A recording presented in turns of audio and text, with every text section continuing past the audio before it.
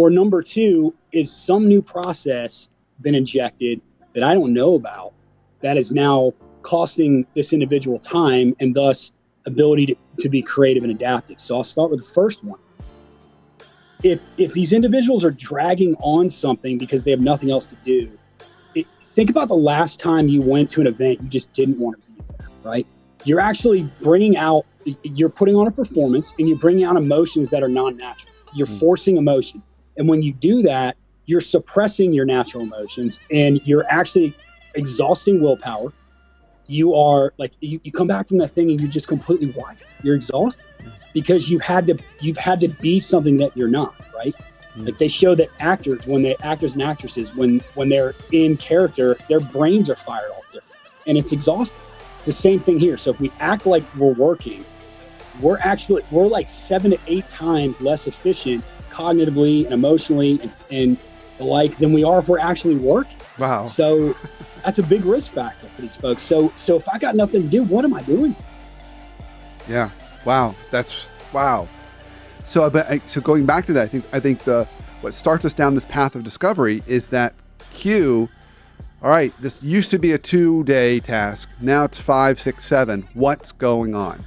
So I think it begs this idea of just getting curious. Start to look for those kinds of patterns and get curious about that. And try and discover that. Yeah. Okay. Yeah. Anything else you think we should be on the lookout for? Yeah, I'll add one more. And this can be tough for managers to hear, but I think they need to hear it.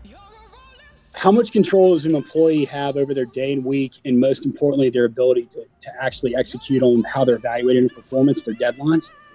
I love to say, like in today's episode of This Could Have Been an Email, right? So Harvard Business Review came out with this calculator, and it's all the people that are in a meeting, how long the meeting is, and then the salary of each person. Now you can see how much money is being spent on that individual meeting. Yep. And then you look around and you say, wow, we've been in here an hour, we've accomplished nothing, it cost us this, and this could have been an email. So you take somebody who has all these deadlines, right? I have to get some plan done by Friday.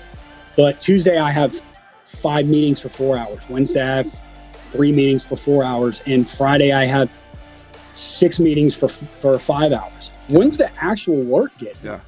Yeah. Right? So, I mean, it's kind of one of those things where you have to take a step back and say, are all these things we're doing here necessary? And you talked about the 3 billion mark in like the publicly traded world. You see a lot of that. Like, why are we doing this? Right. Again, in today's episode of This Could Have Been an Email, I love to hit that one. I said the same thing about kind of looking at the hourly rates of the folks in the room and imagining a taxi cab meter running. There's no real good rule of thumb. I like to use kind of in the graduate school world. I think you could relate to this. Whenever we would give kind of homework to graduate students, it was always kind of like the rule of thumb used to be for every hour in the classroom, 1 hour of prep work would be what they'd have to do, kind of a 1-to-1 ratio. Mm-hmm. And I like that applying to meetings. So it should be for every 1 hour in meetings you have in a given day, you should be giving at least an hour to accomplish work, which means you should never have more than 4 hours of meetings in a day. Yeah. And you and I both know people that are consumed with meetings all day long. And it's like when you actually doing anything, and you can't get prepared for the meeting because you just came out of another meeting. Yeah. So, I mean, I don't see how you're going to actually execute on anything you just committed to do. There's no time to do it. I've got clients that'll be on 3 calls at the same time. Yeah, and they'll jump from one and say, ridiculous. Okay, I got that, and then jump to the next one.